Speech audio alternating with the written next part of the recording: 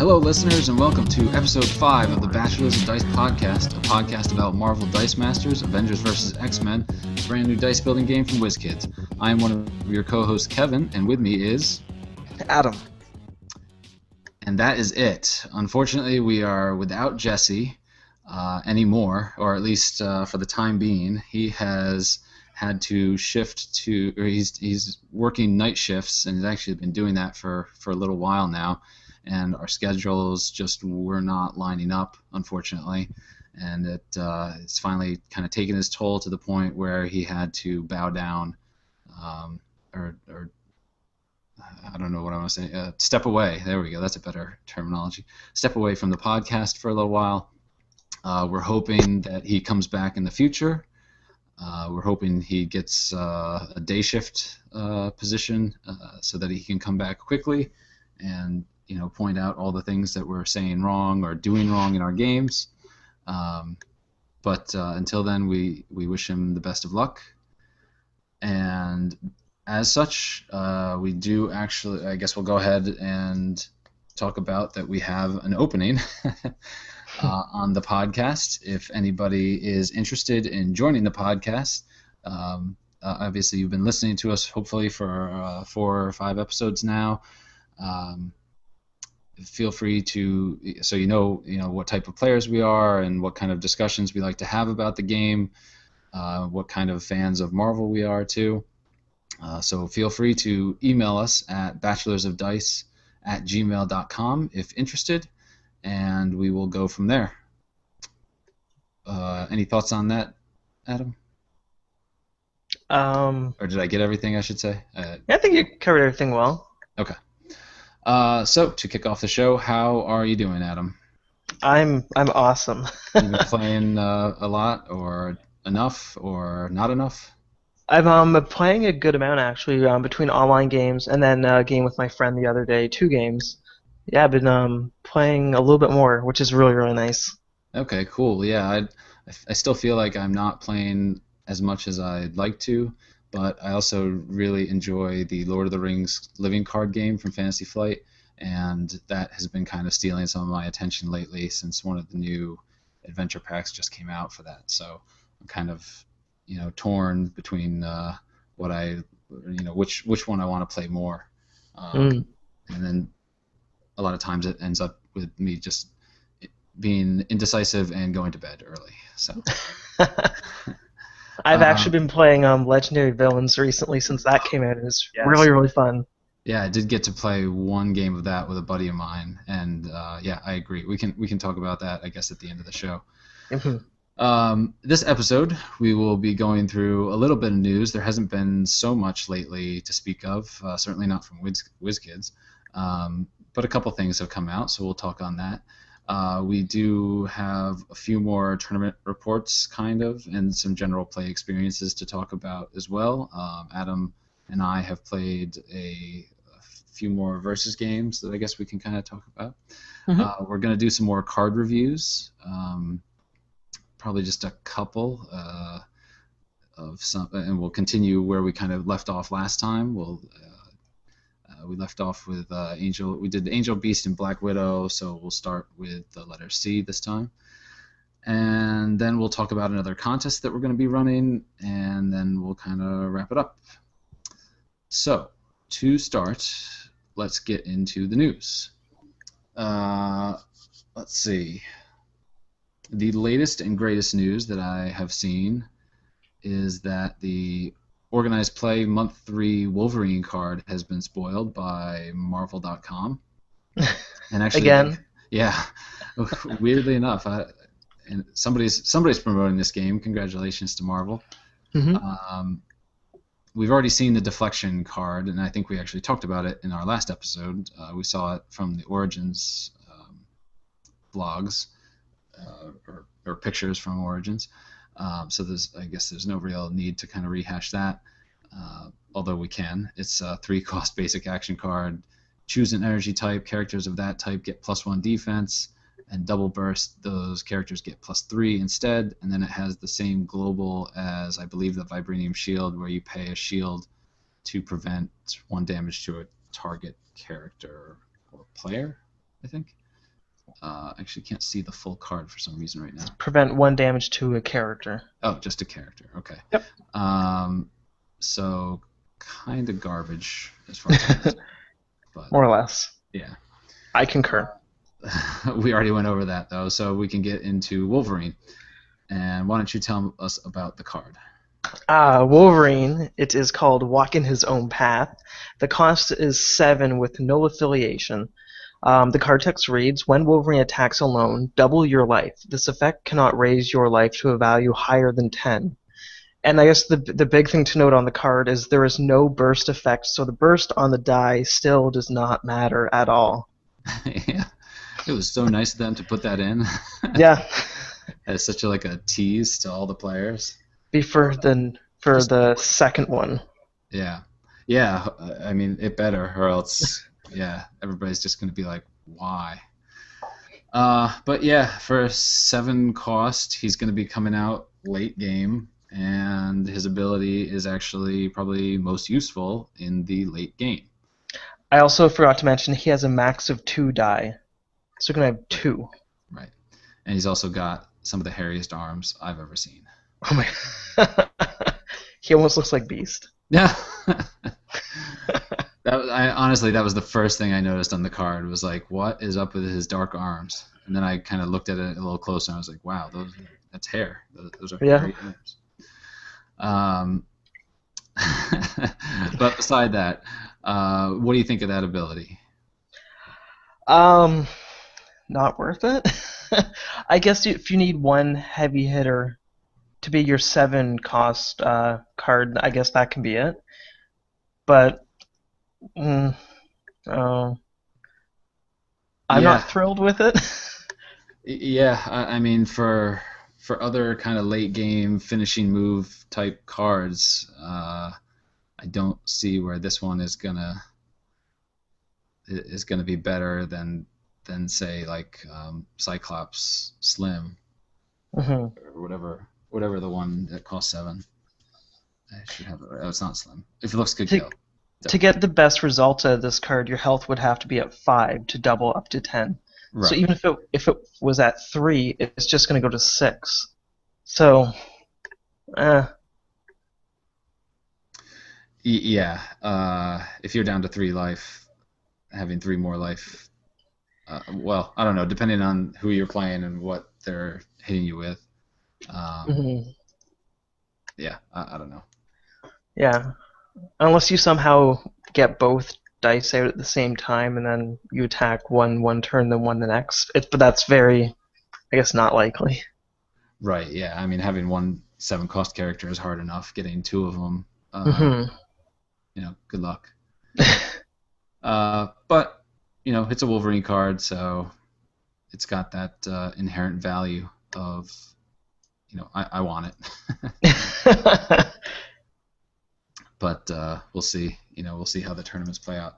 As far as the participation prize of the deflection card, yeah, that's gonna be like, thank you.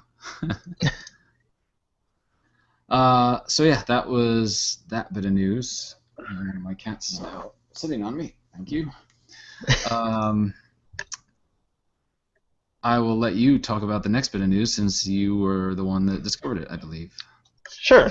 So generally every day I go on to my one of my favorite board game sites that I order stuff from, which is MeepleMart.com, which is located in Toronto.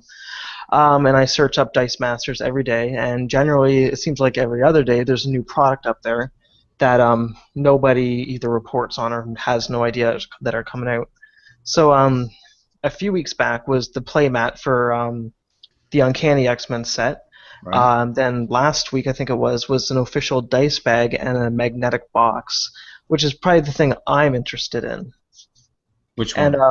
And the box. Oh. I don't really care about the bag.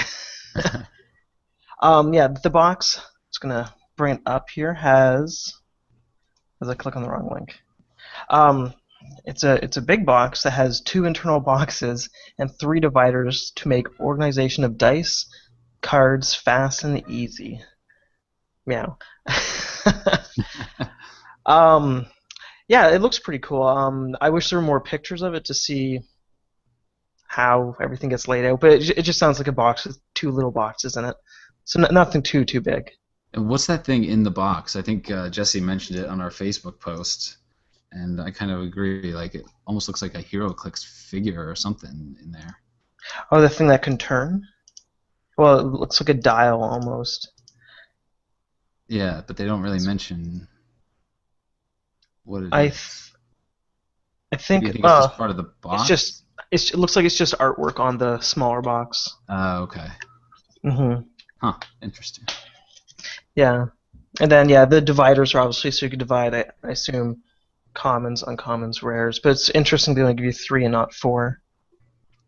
And it's cool that they have the X-Men on there. I'm wondering if they only included characters that we actually are going to see or that we have. Um, Can't see that closely, but I don't notice anybody outright. on the good side, you see Angel Storm, Beast, Gambit, Iceman, Rogue, Colossus, Cyclops, Wolverine, Marvel Girl, and Nightcrawler. Okay. On the bad guys side, Juggernaut, Toad, Apocalypse, Magneto, Sinister, Sauron, Oh, okay. Yeah, there's one that we haven't seen. Sabretooth, Mystique, um, I think Strife. Oh, is he there? Yeah, in the right along the edge, it looks like Strife, and then Oh, I don't know, two other guys I can't quite make out. yeah, yeah. It looks like Jean Grey when she was in Hellfire as well. Oh. But yeah, Hmm. Sauron. Nice. So okay, so you're definitely going to be buying one of these, I take it. I don't have either one on order. Maybe once Okay. I see. Yeah, the bag I don't really have an interest in, and then this box I already pre-ordered the carrying case through them, so Oh, the setup box. yeah, for the Uncanny X-Men. So Okay. I don't really need another box right Gotcha. away, anyways. Yeah, I guess that was I once I saw him, I was like, oh, that's cool. I've kind of already got my storage solution and my dice bag situation worked out. So, you know, thanks for nothing. It's kind of too little, too late. Um, but yeah, cool for if you're looking for officially licensed products, or you don't have a good storage solution for your cards just yet. hmm Does it say how many cards the box will actually hold? Nope. Hmm. See, I could also see as being problematic It's very vague. if the game continues to expand. Then this box, well, I guess you could always just get multiple copies or multiple hmm boxes. I don't know. Something. So moving on. Let's see. The only other, well, there was kind of some news that ended up not being news regarding rules. I saw several posts on Board Game Geek about having rules questions officially answered, and then I don't know how quickly after that, maybe a day later, maybe a few days later, those kids sent out emails saying they were retracting all the previous rulings because they hadn't been thoroughly vetted, I guess. hmm I don't know if you followed many of those posts on Board Game Geek or not. I did look over them, yeah. Okay. It sounds like Uh, everyone's just like waiting for another fact.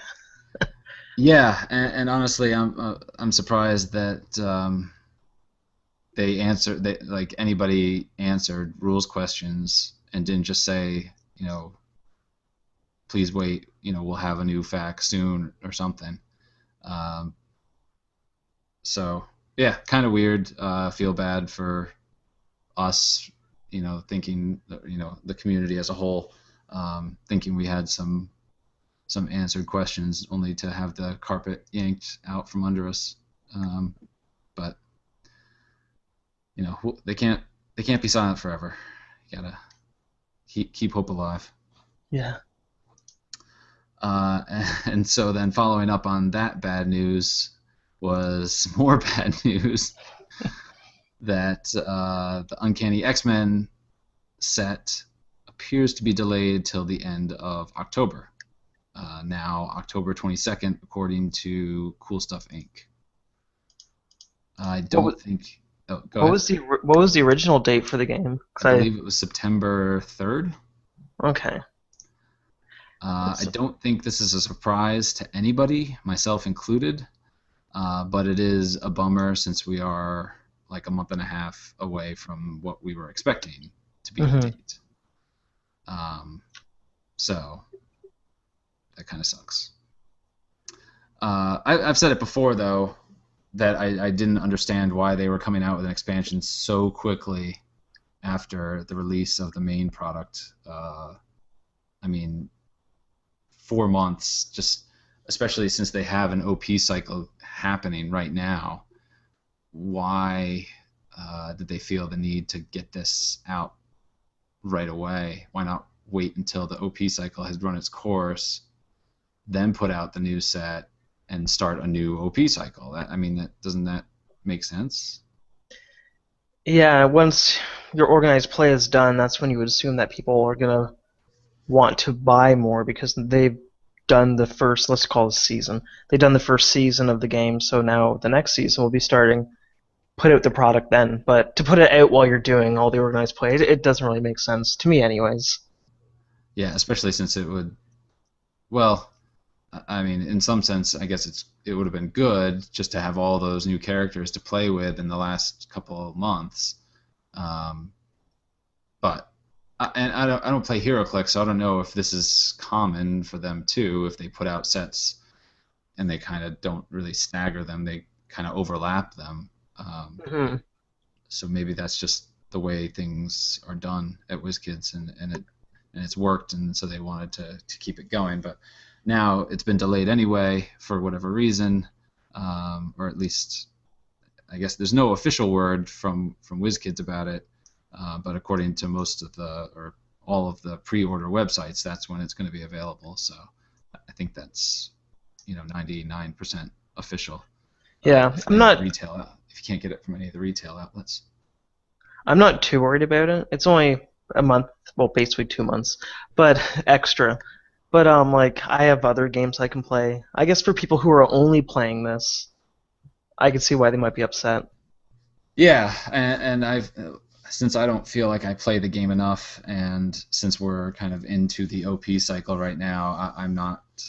I'm only bummed about it because I was so looking forward to it because I love the X-Men. Hmm. Um, but yes, I still am super excited to get it whenever it finally does come out.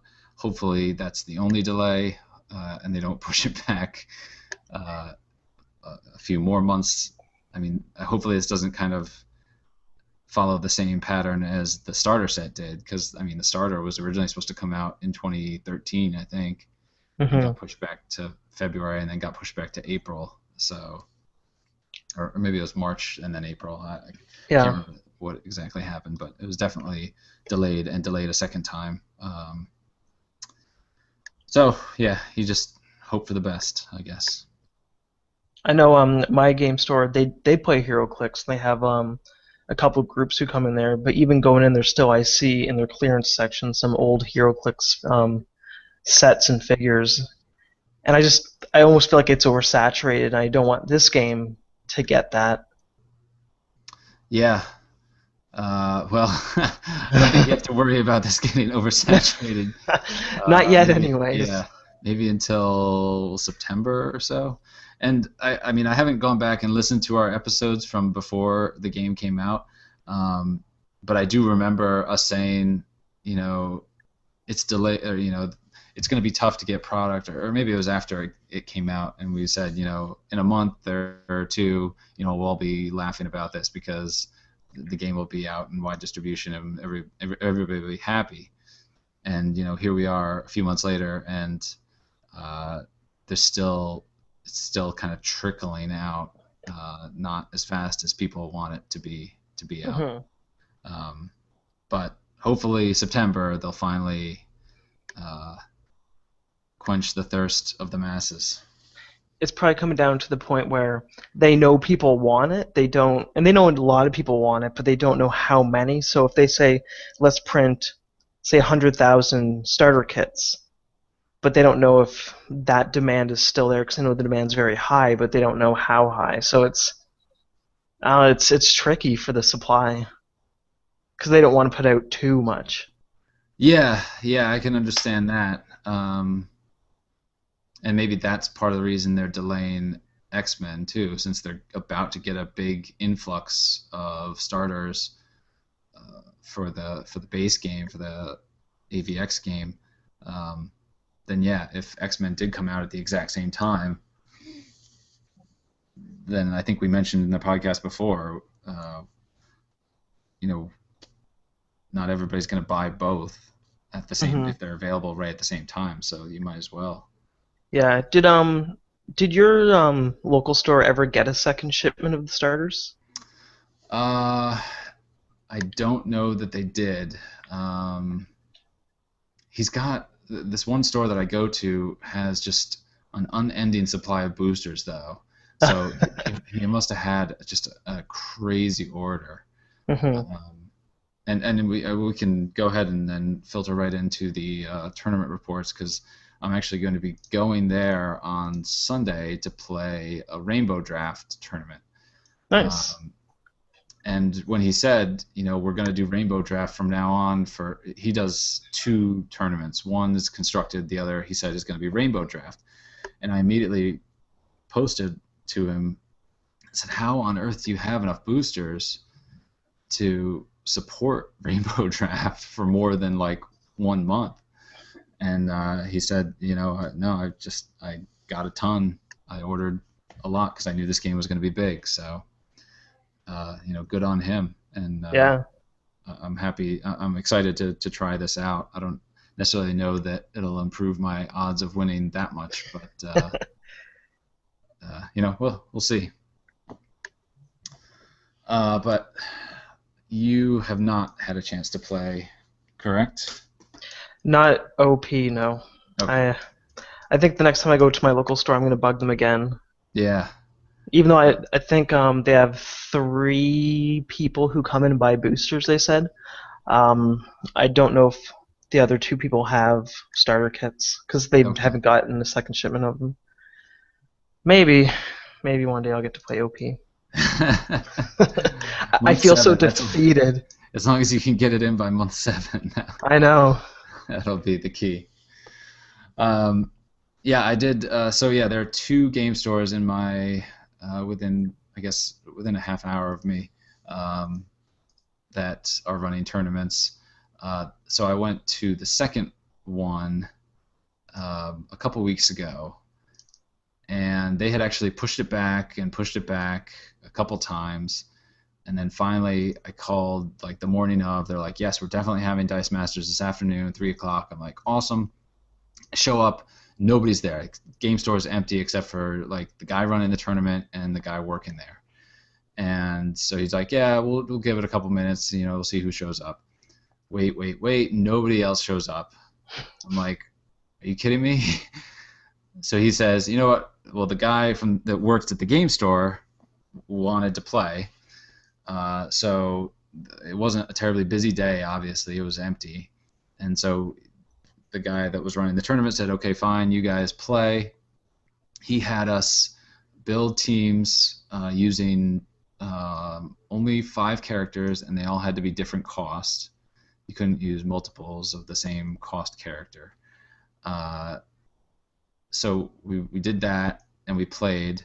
I ended up running with Johnny Storm and Wind Rider as my 2 kind of direct damage dealers. He actually was playing with Venom, Angelo Fortunato, and Black Widow Zarina, and then a few other characters. But those were kind of his. Oh, he had Punisher McRook also. Hmm. And so most of the game, he was actually whittling me away pretty effectively, and I just kind of did some damage here and there.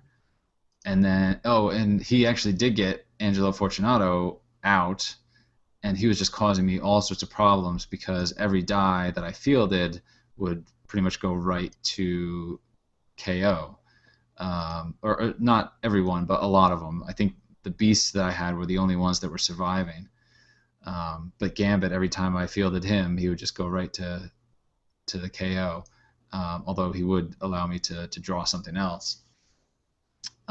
Finally, he attacked with Angelo Fortunato, and I let him through because I wanted him out of the field area, field zone, and that opened the door for me, and I ended up getting a bunch of characters the very next turn. I think I had some Hawkeyes that plinked out whatever guys he had left, and then what happened? I fielded a Gambit. I got 2 dice. They were sidekicks. I rolled them. They both came up sidekicks, so I fielded them, and that was just enough to do enough damage to kill him completely. Nice. So that was game 1. It took, actually, it only took like 30 minutes, or maybe it was like 35. But it was good. I mean, he definitely had me on the ropes. I think I was down to like 4 or 5 health, and I just finally he kind of opened the door, and I came charging in. So that was neat. The second game went a lot differently. I can't remember. He didn't get Venom out that game. I think he tried to run with a few more Serenas, and I was able to get Johnny Storm and Wind Rider going a lot quicker, and that game was over a lot faster. I ended up winning that one too. Nice. So the tournament organizer counted it as a valid tournament, and I was awarded the Thor card. So I was pretty. I felt weird about it, but I was also happy that I went there, I guess. You're like, a win's a win. It's Yeah. So actually, this past weekend they were supposed to have the OP month 2, and essentially the same thing happened, where nobody was there, nobody showed up. I don't know, just if they're. I mean, they didn't get a lot of product in, I know, to begin with, so maybe they just can't advertise it in their store because they don't really have anything to show people. Are they part of the WizKidsEventSystem.com? Like, if you... They are, yeah. Okay. That's actually how I found out. I mean, I knew the game store existed, but I found out that they were running events through the WizKids event system. I remember you telling me that. Did you click that you were attending it this time? I did. Oh, yeah, Okay. that was the other weird thing, is that I clicked to attend, and I think 2 or 3 other people were already registered, so I thought, oh, okay, there's definitely going to be people there this time. Nice. Nope. It's just me. Just me, the tournament organizer, and the game store clerk, who unfortunately they were having a Magic tournament that day, and so the game store clerk could not play, and so they basically just canceled the tournament altogether, and said they would push it back until August sometime. So I will go back then and see if once again I'm the only one there or not. Yeah. So that was my 2 tournament, I guess, or 1.5 or 1.0 tournament experiences over the past couple weeks. And like I said, I will be playing in month 2 Rainbow Draft this weekend. But we have had some versus live games that I guess we can talk about. Yeah. Why don't you talk for a little bit, since I've been talking? I'll talk about the match I had most recent, since it's still fresh in my mind, because the game that we had is very vague to me now. Okay. So myself and the gentleman through Twitter at DiceMasters_FR for Dice Masters France, he and I had a match online. I felt really bad because I didn't know he only had a starter kit. So he had no additional characters from boosters. So I felt horrible because I had Serena in my team and I had a bunch of other characters that weren't from the boosters. But yeah, it was. I felt like I was in some kind of construction vehicle, and I just plowed through him. I felt like a jerk. Now, I mean, did they not have boosters? Or did he just get the starter wanting to learn the game before you bought into it I know fully? he just got the starter either 1 or 2 weeks ago, and he said that the product isn't readily available in his Okay. region yet. So yeah, again, had I known it was starter kits, I would have just brought out starter characters. But I did ask him if he wanted me to, like, I was like, I can change my team, I can pick starter characters. He's like, no, no, no, it's okay. And I'm like, oh my god, no, it's not okay. Not that starter characters are bad. It's just they're good characters to start out with, but when you expand your team, there are better characters. I think the starters are good blockers almost. Yeah, no, I think you could put together a semi decent team, but no, I see your point. I mean, starter characters versus any team with Serena, I think is going to be a rough go of it. I mean, even though they have Beast, still And he's Storm. yeah, true. Um, you need some of the more you need a few more characters that they have available, I think. Yeah. So yeah, that was my quote unquote recap of my match. That yeah, it wasn't memorable other than I looked like a big jerk online. uh, oh, but that is posted onto our YouTube page, correct? Yep, youtube.com/bachelors of dice, which is the live play number 2. Okay. So you didn't feel like big enough jerk to not post it. Oh, I know. You just want to pump up your online stats. Yeah. Look at all these games I won. I I have can a see them all. pocketbook that has I write down when I win and when I lose. Yeah. I know my record. Well, I mean, yeah, I don't. If you've seen the first live game that we did using Google on Air, then you know that Adam won that game as well. I do remember it, and I actually watched it just the other day, and um, I was watching it, and just kind of the light went on in my head. I don't know. I just don't know why I haven't really been playing this way necessarily, kind of throughout. But I think one of the big keys in that game was that I was re-rolling sidekicks when I really should have been just fielding them and putting them out there. I think a big part of your game was that you had 4 sidekicks sitting there for most of the game, I think. And so your bag was just characters, characters, characters. I mean, you had one Hmm. turn where you drew all characters, and it was great.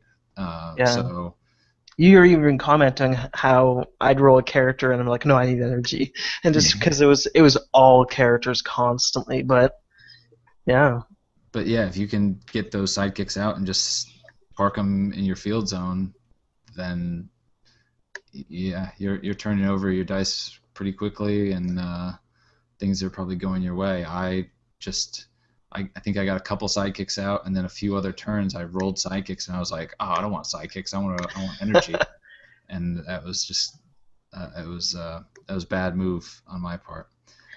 That's not to say that the game would have still gone in your favor, because I think I still was making some mistakes with how I was running the team that I was running.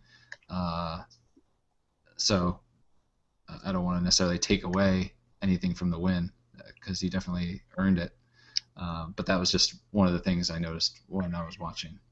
hmm I think one comment that I made to you and we laughed about off air at the end was I have never rolled a Punisher higher than level 1, That is true. which Uh, we've played several times, and you've used Punisher, and I always feel like I've always been able to beat him, or block him with a sidekick or something. And because he's get always him. 4-1 every Yeah. single any cost one to field is. I even played with a friend that I played 2 games with, and I think it used Punisher actually with him when I was playing the live game number 2 with Dice Masters France. I rolled a level 1 Punisher as well, and I laughed about it, but I didn't say anything because it'd probably be joke going over his head because I don't know if he's been watching other videos, but yeah, it was just funny to me. It was just like, of course it's level 1. Why would it be level 2 or 3? Have you checked the dice? You might want to check the dice. You might have gotten a Uh, misprint. of 4 of them. Yeah. And there was I can't remember who it was, but somebody commented on our live video asking that exact question if all the sides were level 1 Punishers. So he already knew that. Yeah, I roll level 1s. Yeah, so I think both of those versus live games were well. I mean, the first one I think we advertised a little bit more. I don't know. I know I was watching your second one, but that was because you emailed me that night and said, "Hey, I'm playing a live game tonight." Um, Maybe with a little bit better advertisement, you could have gotten a few more viewers. There were a few. I think Oh, okay, they're like 3 or 4. okay. It wasn't that Um, bad. I was just happy to play the game. Since I'm on yeah. vacation, I don't have that much to do. Oh, okay, nice. Uh, so yeah, there'll definitely be more of those in the future, and we'll definitely hype them up as we organize them. And obviously, we're willing to play anybody. That doesn't necessarily have to be a Google on air live game if you don't want it to be. But if anybody is looking to play and doesn't mind it being recorded or whatever, then and you know isn't scared of losing to Adam and his jerk teams. Uh, then by all means, feel free to email us bachelorsofdice@gmail.com or you know contact us on Twitter or Facebook. You know, we're always looking for another opponent. Hmm. Um, so that takes us into some card reviews, I think, right? Yep. Okay. Um, Quick recap: we did Angel, Beast, and Black Widow last time. Angel, I think we gave. We definitely had a priority order. I probably should have pulled out my Angel cards before I started talking about this. Um, there was one that was kind of garbage. I think it was Avenging Angel. I Say wouldn't say garbage, but it wasn't that great. High Ground I liked. Yeah, High Ground Yeah, is not bad, and Soarin is actually pretty good if you're running a lot of action dice. yeah, Avenging is dumb because if you're gonna block him, you're gonna make sure that you have enough to knock him out. Yeah, I guess the best use of Avenging Angel is if you distract him.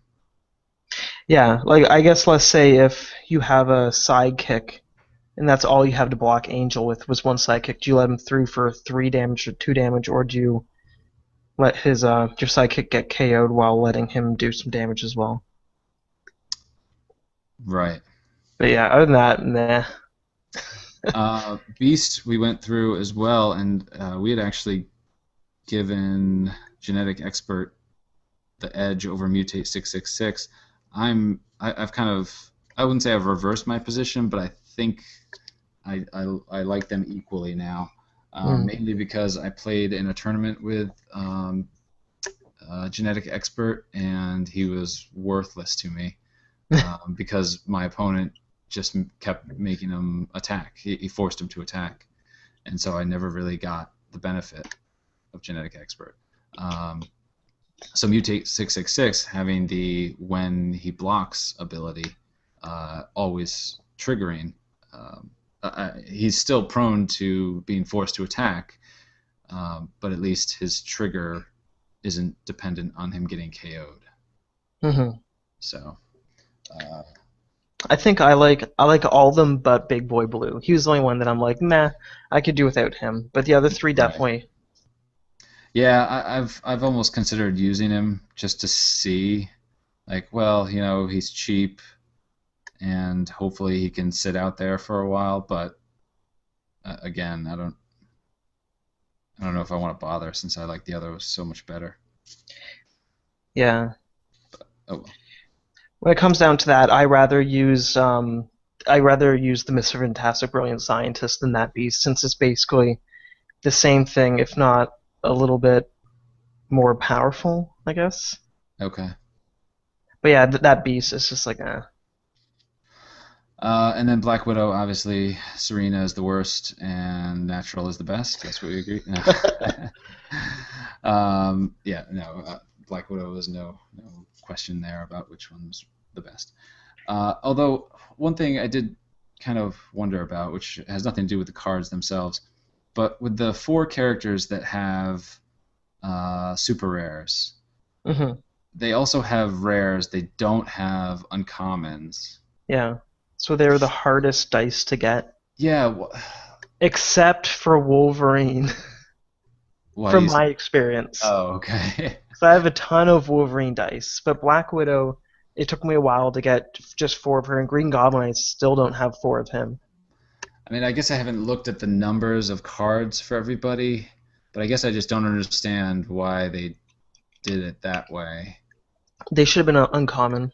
Oh, is it because they have uncommon versions of all the starter characters, I guess, maybe? Yeah, And so they had way too many uncommons, so they had to bump somebody to not having uncommons, which I guess makes sense. yeah. In I that sense, I guess it makes sense, but yeah, I don't know. yeah, it was whenever I pulled out a Black Widow, Green Goblin, or Miss Fantastic, I would get really excited, not for the card, just for the dice, because I just didn't have them. But Wolverine, for whatever reason, I didn't even get. I got the common and the rare of Wolverine, Okay. but I got so many commons of him. Like it Ah, was stupid how many I had. But the other people, like, no, not a chance. huh. Yeah, I've gotten plenty of Green Goblin and plenty of Black Widow commons, and I'd have to go back and count. I'm pretty sure I've got at least like 4 or 5 of each. Hmm. Um, but yeah, that was an aside, and we're delaying getting into the actual card reviews. All right, so let us start off with Captain America, and he is a starter character, or a starter set character, I should say. So he comes with 3 common versions. And why don't you read the first? Sure. It's Captain America, American Hero. A cost of 4 to purchase the die, and it is Avengers affiliation. Max of 4 dice for this character. His card text is: when fielded, you may re-roll. Sorry, you may roll a sidekick die from your use pile. In brackets, it says you cannot select a die that paid to field this one. Place that die in your reserve pool. I've actually never used this card before in game. Yeah, me neither. Mainly because I think the natural leader is the better 4 cost Yeah. version. Um, I mean, I guess it's kind of like Gambit. Instead of pulling one from your bag, you pull a sidekick from your used. So he Yeah, kind it's of will replace whatever energy you paid to feel them. But it's not helping you go through your bag any quicker. no. I think the with that card the hope is that you actually roll it as a sidekick. But other than that, like I guess if you really need energy, it's good, but Yeah. Now I'm trying to look in the background of the picture, mhm. and I see the Red Skull at the very top. I see Captain America. Who is the woman below his shield? I have no idea, to be Okay. honest. And then Um, everybody on the left, I'm not really sure who that is either. It yeah, almost looks like Cy. I was gonna say Cyclops on the left, but I don't think that I is. think it might be Bullseye because it looks like there's a Bullseye logo on top of his head. I'm probably wrong though. Like I can't really see it that well either.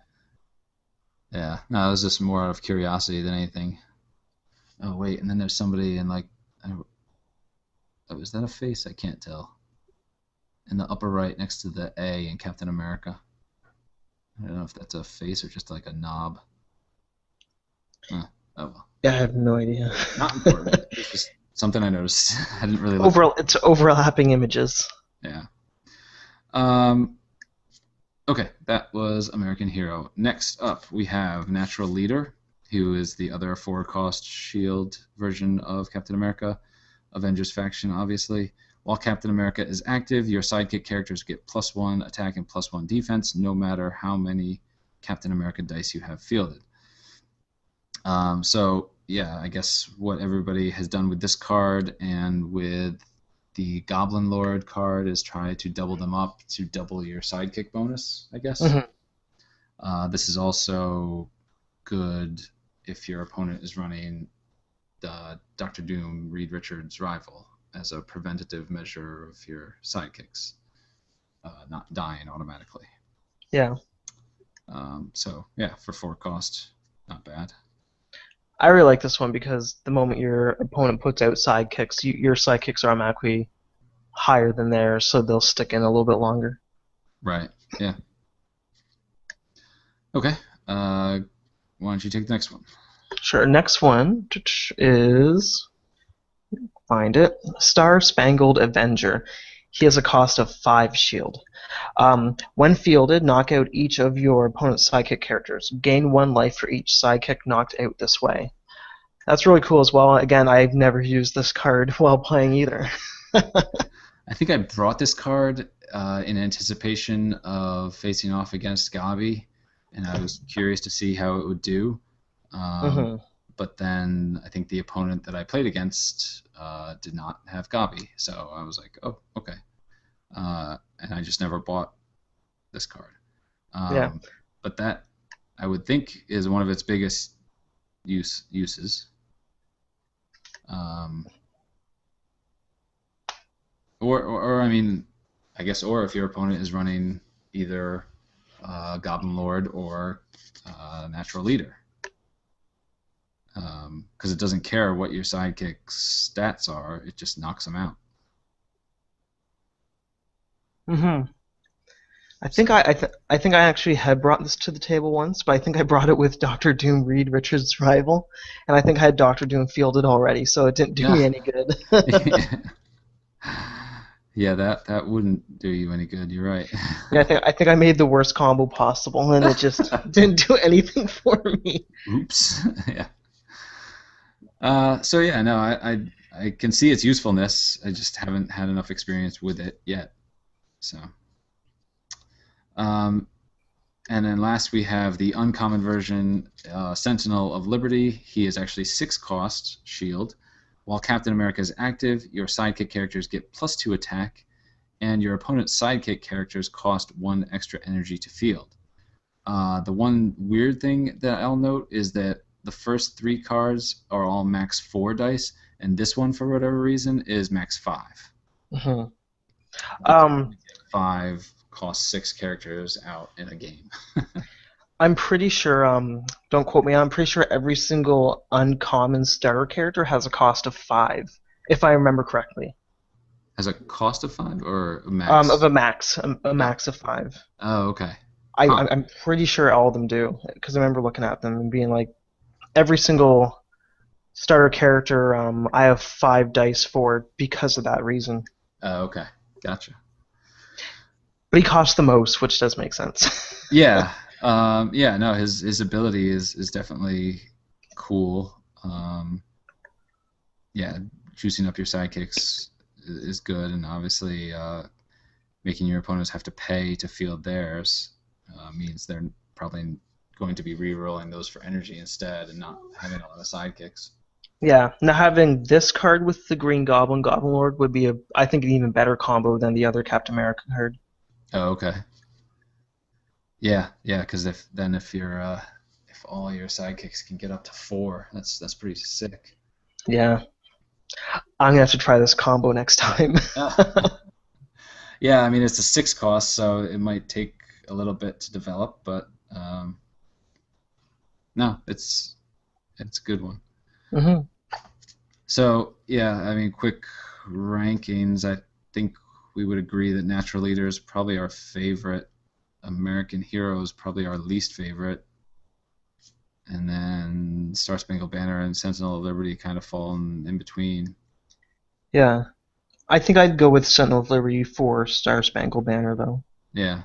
Yeah. Even though it costs a little bit more, I'd prefer that one over that one. Okay. I understand. I might actually go the other way, but that's fine. They're pretty close, and I still probably like natural leader a little bit more, regardless. Mhm. It depends on the rest of my team that I'm going with. Whether I'm using this card as kind of a backup, such as against a Gabi deck, or if I'm using him, if I plan on buying him and using him. Uh, yeah, so Mhm. that is Captain America. Oh, speaking of Captain America, uh, I might as well talk about it now. I guess in the comics, Falcon will be coming Captain America. Mhm. Okay. Is that like big news, or I don't really read the Captain America comics, but Neither do I. um, I I think know the Captain biggest, America died a couple years ago, right? yeah, but wasn't Bucky Captain America? Yeah, that's what I was Or going to ask you. It wasn't didn't yeah, I, Bucky essentially become Captain America Captain America died in what Civil War, right? at At the the end? like right at the end or right after Civil War? Yeah. And then I thought Bucky took over, and then I feel like it was there can be so many corrections from people for this as well online. I think it was Onslaught Reborn series that they did Heroes Reborn, which they brought back a lot of people. I'm probably wrong though, but I don't remember. Okay. So yeah, I don't keep up with Captain America at all. So I know basically next to nothing about his storyline right now, anyways. Okay. Yeah, I mean, for me, I think the article that I read about it was basically kind of from my perspective too, like, what does this mean for the movie franchise? Well, they have a Falcon character out there, and I guess in theory he could become Captain America in the future. Hmm. I would also think, since the Winter Soldier just happened, that he could also become Bucky could still become Captain America. So, I guess we'll see which one of those actors becomes more popular uh, or whatever, and that one will maybe take the helm once Chris Evans decides he doesn't want to play Captain America anymore. I'd rather them go the route of putting the Punisher as Captain America. The Punisher? Did you ever see that comic where he I had like did the not. skull? He had the skull and the shield and everything. Oh no. It was pretty amazing. Oh, okay. Wow. No, I did not Uh, see that. Interesting. All right. okay, Well, that was on just to a quick. the next card. Yeah. Sorry. That was just a quick aside because it was relevant to Mhm. what just came out in the news. All right. Colossus, my favorite character, certainly of the entire game. Although I think the one that I've not gotten fielded once in all the games that I've played so far. Um, why don't you start with Colossus Unstoppable? Yes, Colossus Unstoppable. Cost 6 with a fist. He is part of the X-Men. Max of 4 dice. And the text is, at the end of your turn, spin each of your Colossus in the field up 1 level. Again, another card I've never used, just because I think Yeah. some of those other ones are a little bit better. But I guess that's good, especially if you have 4 guys out there and they're all level 2 or level 1. Getting to spin them up is really cool at the end of your turn. Yeah. For a 6 cost character, though, I just maybe you'll get 2 of them out in a game. Mm-hmm. Highly doubt you'll see 3 and never 4. um, so yeah, ugh, good luck. I love Colossus and all, but this one it's just I, I don't know. At least he spins himself up, so that's kind of neat. Mm-hmm. Um, I mean, his stats are decent. Well, no, level 1 they're pretty crappy. Um, Yeah. so you really want to level them up quickly. Uh, Level 8 is almost on par with Phoenix. I think she's 8-8 for level 3. okay. I think I said level 8, I meant level 3. Yeah, yeah. Um, and he only costs 1/1/2, so that's not horrible. Mm-hmm. If it was 1, 2, 3, I wouldn't even bother with him at all. Yeah. Uh, it's probably going to be my rank third, but I'll wait. I'll reserve judgment for a second. But I know what my first place is, and it's not this next one. The next one is Russian Bear, who he costs 7 fist, max 4 dice as well, and with a burst, he doesn't have any effect other than on a burst, which is level 2 and 3. If Colossus damaged your opponent, return Colossus to the prep area instead of the used pile. This is going to be tough to pull off, I think. Yeah. I guess maybe with, what is it, Thrown Car that does the trample damage? Or distraction as well, to distract 2 characters so they can't block. Oh, yes, if you actually use the action die. Yeah, for all the Yeah. times I've seen distraction played, I've never seen the action die bought once. But you're right. No, if you've managed to get this Colossus into the field and have distraction, and your opponent only has a few characters to block with, then oh, and you happen to have level 2 or level 3 Colossus.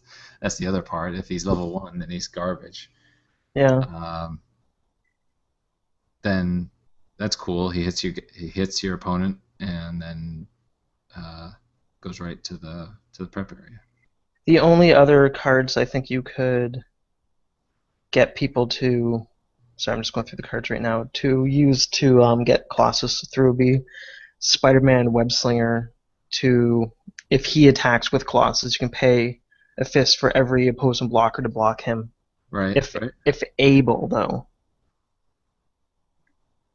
So that means, I guess you could pull blockers off Colossus, right? But would he still be considered blocked because once blocked, always blocked?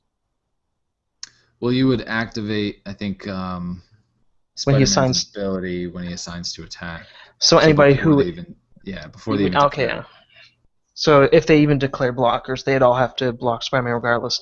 And then the other one would be the Deadpool that you pay to make one person block him. But yeah, there's a few different options, but it would cost you too much energy to do any of them really. Yeah. And for costing 7, it's tough to make that all work out. I think what we need to do is we need to play a game and record it of characters that we would actually never use. Yeah. Here are 8 characters who I just absolutely hate, and I would never use them in an actual game. Right. Yeah, I mean it's neat. No, I definitely agree. We should definitely do that. It might not be the most interesting game, or maybe it'll be the most interesting one. I don't know. I guess it could go, I think, in a couple different directions. It'll go 2 hours long. Yeah, and that's the other part, is that it could go long. All right, so you take the third one, which I'm pretty sure is both of our favorites. Yes, Colossus Peter Rasputin. Cost of 7 fist energy, max of 4 dice. While Colossus is active, at the end of your turn, each of your characters of level 2 or higher deals 2 damage to your opponent, not 2 damage per Colossus die. I think, did I win a game using this one, I think? You did. I've used this card once, and it took me, I played against Jesse, and it took me way too long. I think the turn after I finally bought the die, he just rolled over me, and that was it. And so that was the one time I actually got the card into play. And then the other time I've seen it played was against you. Or actually, no, we had a couple games. One where you just couldn't roll Colossus to save your life. And then the second one where, you just you used it to great effect. Yeah, I'm pretty sure I had Serena on that team, and you were confused at first. How come I wasn't attacking with her? I'm like, she's over level 2. I can't waste her right now. Yeah, that's kind of neat too, because you have a bunch of characters, and if they're level 1, then yes, you want to attack with them, and because you can't use them for Colossus's ability, but otherwise, you don't want to attack with him. You just kind of want him to sit there and wait for Colossus to show up, and then bam, tons of It's the damage. it's the whole thing. Even with this Colossus, you don't even need to attack with anyone. It's just if you have a bunch of level 2s and you field him and then you end your turn, that's an automatic 2 damage. Like, it's disgusting. Yeah. Yeah, there's a bunch of cards that deal direct damage. I'm just trying to wrap my head around like thematically. Not that every card has to be thematic, but like, what's the theme where he only hangs out with guys that are level 2 or higher? And he doesn't even have to be level 2 or higher. That's the thing. If he's level Yeah. 1 and everybody else is level 2, then everybody else does damage. See, this should have been the card that had the burst on it, not the other one. Yeah, I I agree with that. Unless he's like fastball special in it with Wolverine or something, but Wolverine has to be level 2 or something. I like this card a lot. It's definitely it's definitely my favorite, and I probably need to put it into a few more teams and just kind of force myself to try and get it out there. This is the only rare that I've pulled 3 times. Oh, really? Yeah, it's my most popular rare. That's funny. So yeah, that's definitely our favorite, easily. And then the other two, I don't know. It's really a toss-up. I mean, I guess Unstoppable is nicer because it's cheaper, but Russian Bear has a better effect, probably. Yeah, just harder to pull off. I'd probably go with Unstoppable before Russian Bear, Yeah, I personally. guess. Yeah, given the cost and the setup that it takes to actually make it work, yeah, I Hmm. would agree. You're right. But Colossus, awesome, regardless. Hmm. All right, and then last we can talk about everybody's favorite X-Man, Cyclops. Cyclops. Oh man, what? Oh, geez, this guy that I played with. Oh, that's what. Okay, had a T-shirt that had Cyclops' head on it. It said Cyclops was right, and I didn't About ask him. what? I didn't ask him specifically what he was referencing, but I Cyclops was right. but I remember Jesse saying that he hated Cyclops, and I think that's a popular sentiment amongst people that he's not well liked. I read the Avengers versus X-Men comic, so I could kind of understand why, but I would kind of argue that, well, I'm sure it goes beyond that series anyway, but I would argue that a lot of that was because of the Phoenix Force kind of taking over anyway. Yeah, I looked it up online just really quickly, and I clicked on the first link, which is from the Marvel subreddit, where someone says, "What does Cyclops was right mean?"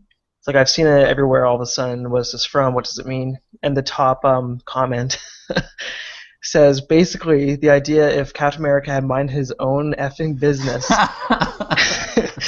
the Phoenix would have ascended into hope. She would have released it, and all the fighting and death would have been avoided.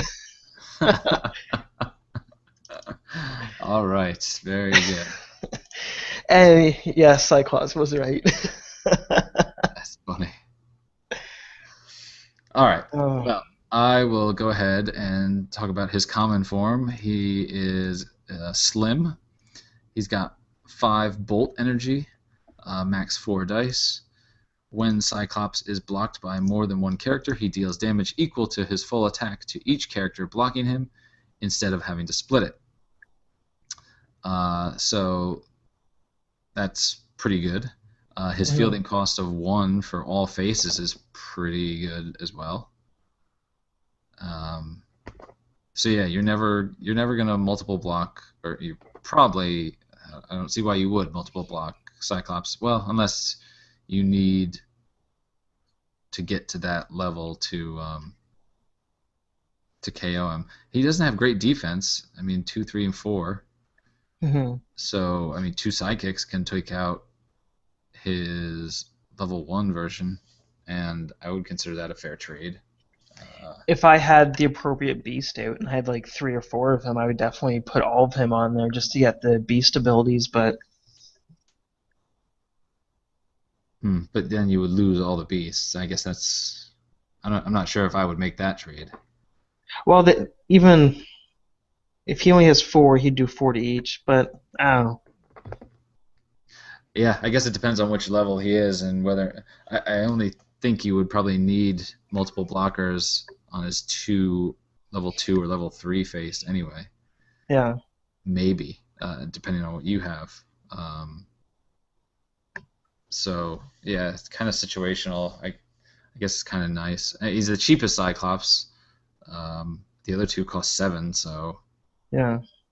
I think by that rationale, he kind of, or by that fact alone, he jumps up in value. Um, whether or not his ability is worth it, I don't know. Yeah.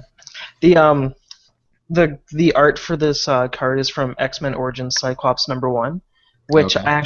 I have that comic book and I actually got the cover artist to sign it, which is really cool. Oh, I'm not nice. gonna try and pronounce his name because I butcher every single name I try and say, so I'm just gonna skip it. It would only be funny if I knew who that was. It's spelled Adi is his first name, Okay. and then his last name is Granov. Oh, now you gotta say it. No, no, I'm not. No. Anyways, the next Cyclops card is Cyclops if looks could kill for cost of 7 lightning. Affiliate with X-Men. This card has a max dice limit of 2, which is going to be obvious why, and it's going to be for the card effect, which is when Cyclops is assigned to attack, before blockers are assigned, he deals his attack in damage to each opposing character. Bam. Which this is a field clear. So if you had, let's say, this along with whatever guys and you're attacking with them, he could literally almost kill everyone if depending on what level he's rolled. And the big thing is every single one of his dice has a cost of 1. Yeah. And I was actually just thinking, are there any other characters in this game that have the same fielding cost across all levels? I don't think there is. Even Mystique is 101. Yeah. So Going through I, my I cards don't now. know. It's 011, 001, 123, 012, 112, 112, 123, 122, 102, 011. I don't think there is, which is kind of neat. I almost feel bad because I don't have Cyclops in too many of my teams, but I think because of what his fielding cost is, he should be in everybody's team at least, depending Yeah. on what cards you have of him, anyways. But like just one. Yeah, he's definitely a good finishing move character. Um, I think in a lot of tournament games, it's still tough to get that 7 energy, or uh, have the time to get to that 7 energy. But of all the 7 cost characters, he's probably, if not the best, then top 3 easily. Mm-hmm. Um, so yes, I agree. For his fielding cost alone, um, worth having. Mm-hmm. And the rare version is Scott Summers, also 7 cost. If Cyclops is blocked, you may have him deal damage to your opponent instead of his blockers. If you do so, he goes to your use pile during cleanup. So it basically gives you the option: do you want to do damage to your opponent or the character that he's squaring off against? Um, And it's up to you. Like you may. yeah. Um, But at that point, why would it's almost like that's basically saying he's unblockable. Because if he's blocked, he could damage the opponent instead of the blocker. So if you put a sidekick to block him, you can automatically be like, well, I'm gonna have his damage go to the opponent instead. And you automatically do that 4, 5, or 6 damage, and then he goes to your use pile anyways. Yeah. I'm just trying to think of a scenario where you would bother blocking him, but I guess, I mean, if you have the blockers to spare, then there's no reason not to put somebody, even just a sidekick, in front of him and force him to make that choice. But I can't see why they wouldn't, activate his ability. Yeah. I guess if somebody threw out, like, if they had a really strong character and I want that character gone, and they were blocking with him, then I get rid of him. But if somebody threw up like 4 beasts that all would get knocked out and do damage to myself, obviously I would be like, no, I'm gonna hit your opponent instead. So I guess there is a little bit of Yeah, choices. I guess some of the guys with the when blocked ability. Yeah, but or not even when block, but when beast is knocked out while blocking. I guess it would be great. That's a scenario where you'd want to throw like 3 mutate 666s at him, Mm-hmm. and then it's like, hey, I just got 3 more dice, and sure you did some damage to me, but you didn't even KO my beasts. Like they just go right back, and I got 3 more dice in the process. Again, it costs 7, so it's going to take a while for this to actually come out. If you're running 666, then you're probably going to have the beasts available, ideally. It almost seems like if I brought this to the table and I saw my opponent had certain cards, I would never purchase him at all. He'd be like, oh, it's a dead card for my table now. Yeah, max 4, because you're going to get 4 of these. So yeah, looks could kill, obviously the best. And then once again, I think I'm torn between the other two. Slim is cheaper, but its ability might be a little bit less valuable. Scott Summers is more expensive, could be unblockable, so that's nice. I don't know. I probably it's 5 against 7. It's just the cost. Because if they were the same cost, I would pick Scott Summers easily. But it's 2. Oh, I'd probably just stick with Slim. Or Yeah. sorry, if looks could kill. Oh. Or yeah. No, that's the let's say, okay, but yeah, if looks could kill, if that's off the table, and you had to pick between Slim and Scott Summers, what are you going with? I think I would go Slim just because it's cheaper. Yeah. I think it's weird that I never noticed that he was all 1/1/1. Huh. Like I never noticed that until just now. Okay. Well, there you go. That's what we're here for. So we can realize things after playing the game multiple times and owning it. Playing the games for a couple months, and wow, what is that in the background there? All right, so yeah, I think that's all the card reviews we necessarily need to do. We don't want to do but so many. Bog the podcast down. So then we can start getting into kind of wrapping stuff up. But first, contest.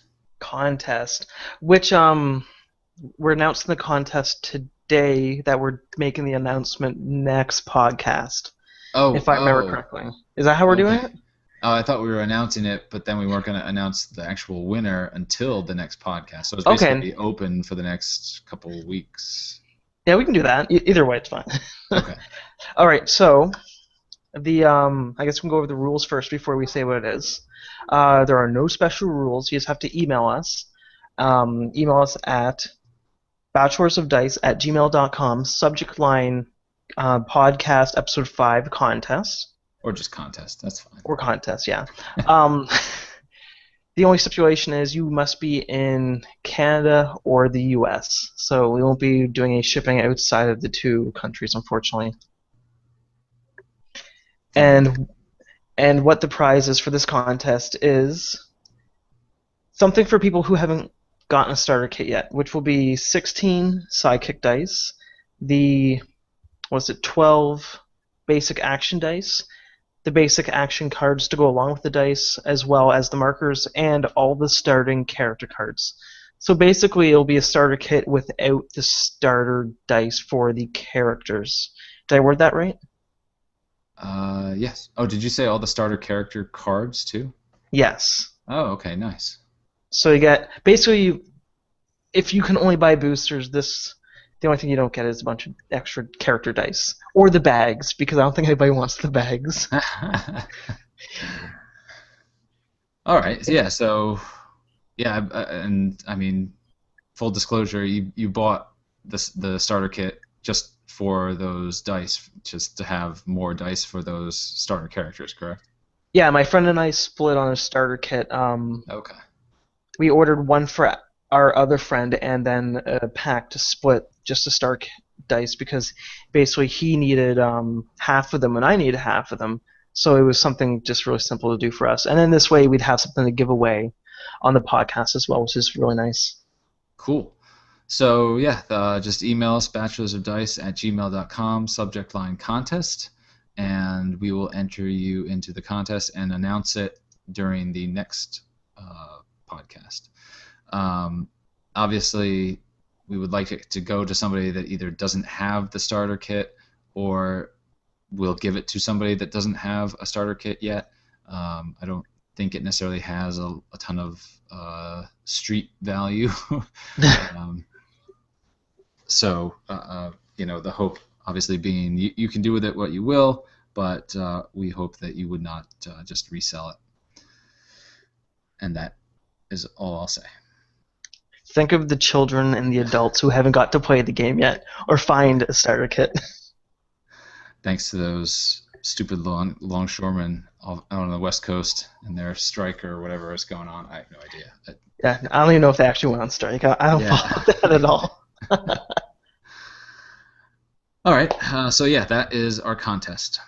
Now to kind of wrap things up, um, we'll just go over general podcast info. Again, email us at bachelorsofdice@gmail.com. Our website is thebachelorsofdice.wordpress.com. We also have a YouTube page which has our versus games and also has our podcast episodes on it, www.youtube.com/bachelorsofdice. We have a Facebook page. Just search for the Bachelors of Dice. You'll find us. I think we're up to like 46 likes at this point, so yay us. Co-host, I'll mention that again. We are definitely looking for another person to add to the mix. So if you feel like you like to talk about the game and think you can get along with us or maybe teach us a thing or two, we're certainly willing to listen to you. So please email us if you're interested in that. And then I will talk about the next episode. We'll be recording that in a couple weeks probably. And I've seen a lot of posts on Board Game Geek recently of interest in starter decks. People are getting into the game and saying, how do I teach this game to my wife? Or what deck should I use to teach this game to a board game player who hasn't really played a lot of these type of games before?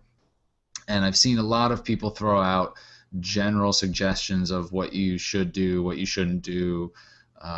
You should, not use super rares. You should, only or not use global ability cards. And all of these suggestions are all well and good, but I think as a community we could come together and actually develop teams, actual starter decks to recommend to people to play with. And so that's what I would like to talk about in our next episode. In the meantime, if you have any thoughts, if you want to put together a team yourself, then go ahead and email it to us. My idea, which may or may not be valid, was that you basically come up with 6 characters, and they each be different cost, and then you only do 15 life per team. And then for cost 2, you do 4 dice. For cost 3 and 4, you do 3 dice each. Cost 5 and 6, you do 2 dice each. And for cost 7, you do 1 die. Because really, how your buying is going to go in any game is probably going to be, you're going to buy most of your cost 2 and 3 characters, a few of your 4s, maybe a 5 or 6, and very rarely a 7. So that's my theory behind that. And also, 4 characters should be enough to get a good feel for the game, but I think 6 isn't overwhelming. 8 is probably overkill. Again, that's just my theory. So if you agree with that, or just don't disagree with it, then send us your idea for a team, and maybe we can start doing some playtesting over the next couple of weeks. If you disagree with that theory and have a better idea, we're definitely open to that as well. This is just a thought that popped into my head when I was thinking of developing starter decks, but we're certainly open to suggestion. Really, the idea, and I don't know how quickly this will actually come about. I'm sure it'll take a while to play test, but ultimately, the idea at the end of this process would be to say definitively, here are 2, 3, 4, 5, however many teams we can come up with, and they're all, they all have their own flavor. You can pick them up, put some dice on them, and go. And obviously, it's going to depend on what characters or what cards people actually have. Should we assume that everybody has everything, or should we try and limit ourselves to not using uncommons and rares, or at least not that many rares? I'm not going to throw any stipulations at what we put together, but I guess those should be kind of some considerations that we use. Certainly starter deck, certainly starter characters and commons would be the easiest to put together. Uncommons maybe a little bit, rares maybe, but super rares probably definitely not. I would say. So anyway, I will now get down off my soapbox. Adam, what do you think of that idea? Good, bad? You don't have to agree if you don't. No, I think it's a great idea. When I first saw the list of having a 2 cost, 3 cost, 4 cost, and each dice on it, the first thing I thought was it's a brilliant idea. And the fact of just using starters and commons is the even better addition to it, because if you're buying packs, you're guaranteed to get a common in every single pack. So it'll give people a nice selection of cards to use. Even though a lot of commons we might not like, or we might not use ourselves, but while we start playing the games to test these out, I think it's going to be even better and better for everyone. Cool. Yeah, and I've actually already got a couple ideas myself, so maybe over the next couple of weeks we can try some of those out and then talk about them in the next episode. But this is not just for us to do. We would love the support of the community. So if you're interested in either playtesting or just throwing out ideas of a starter deck, then by all means get in touch with us at bachelorsofdice@gmail.com, and we will go from there. What else? Twitter. You're on Twitter, right? I'm on Twitter. Okay. You can hit me up at Dice Masters Game. And it's really that simple. I post every so often, especially when we're about to do a podcast. I let everyone know that we're recording. I kind of let people know the process of hey, it's being edited. Hey, it's gonna be up tonight. And then once it's uploaded, I send out the links as well. Cool. All right. So yeah, that's another great way of keeping track of our status.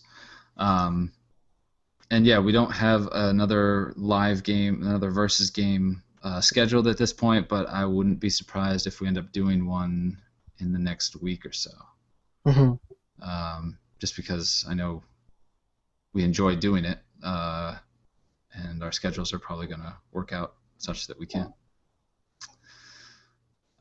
So I think that kind of brings us to the end. Was there anything else that you wanted to touch on tonight?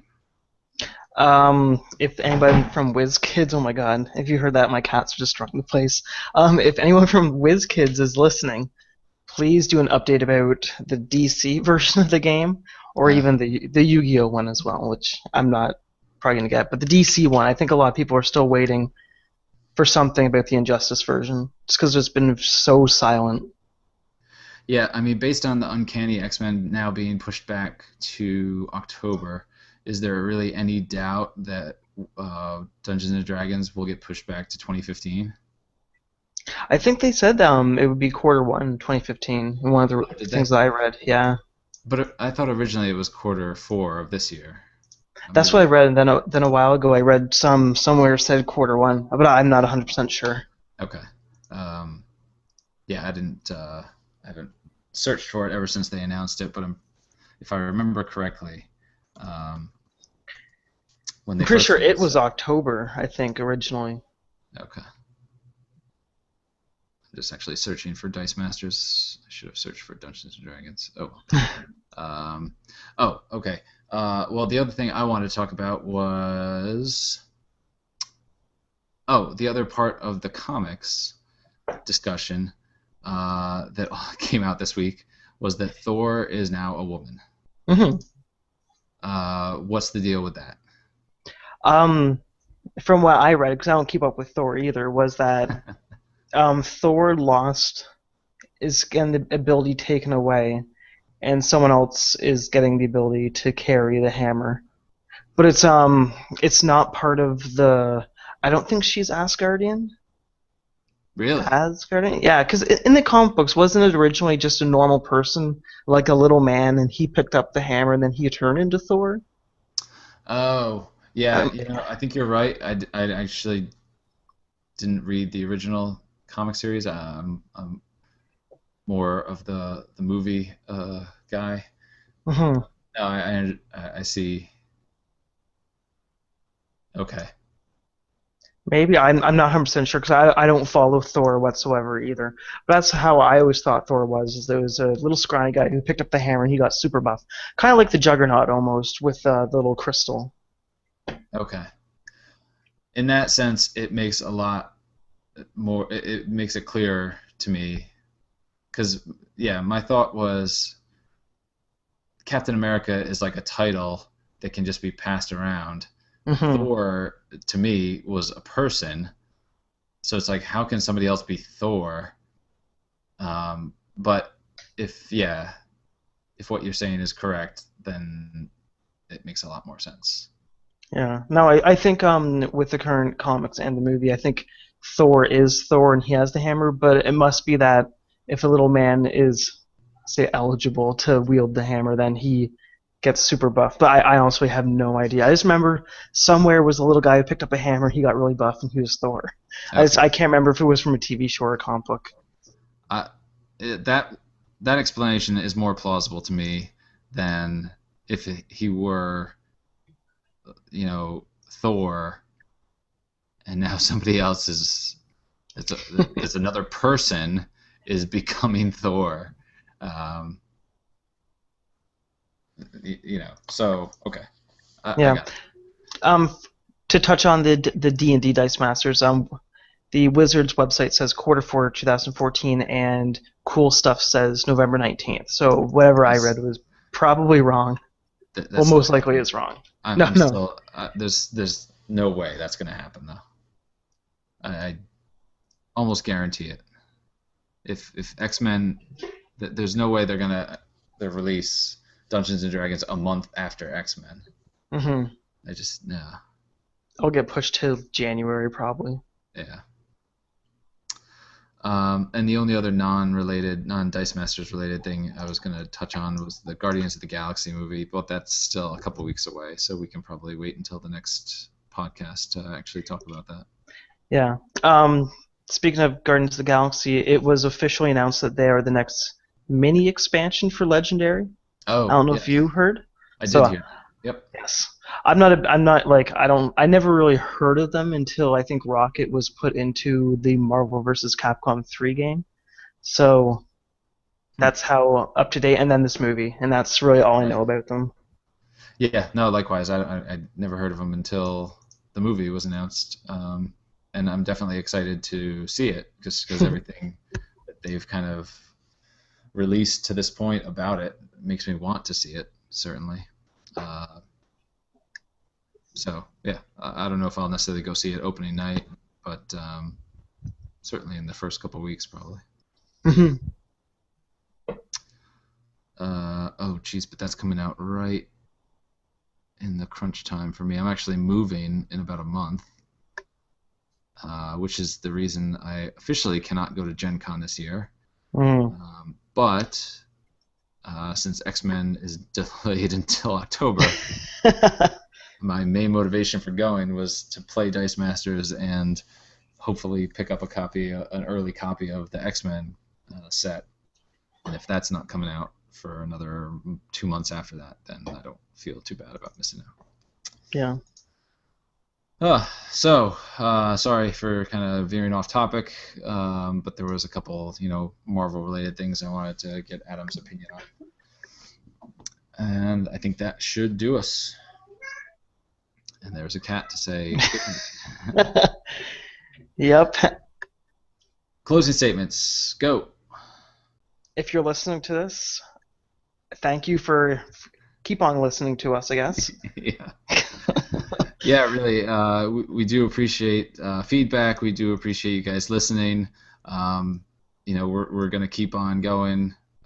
Even if it's just Adam and I, we'll keep on going because we like this game that much. But we definitely would love to have more involvement. So I'll just say one more time, please email us if you're interested, and hopefully we can grow this thing into something even greater than it is already. Yeah, even if you just want to do one episode with us, jump on in. Yeah, there would be no commitment whatsoever. Agreed. If people just want to come on for one episode and give their opinions and move on, great. We're happy to talk about it with whoever wants to talk about this game. And with that, I will say thanks for listening, and we will see you next time, probably in a couple of weeks.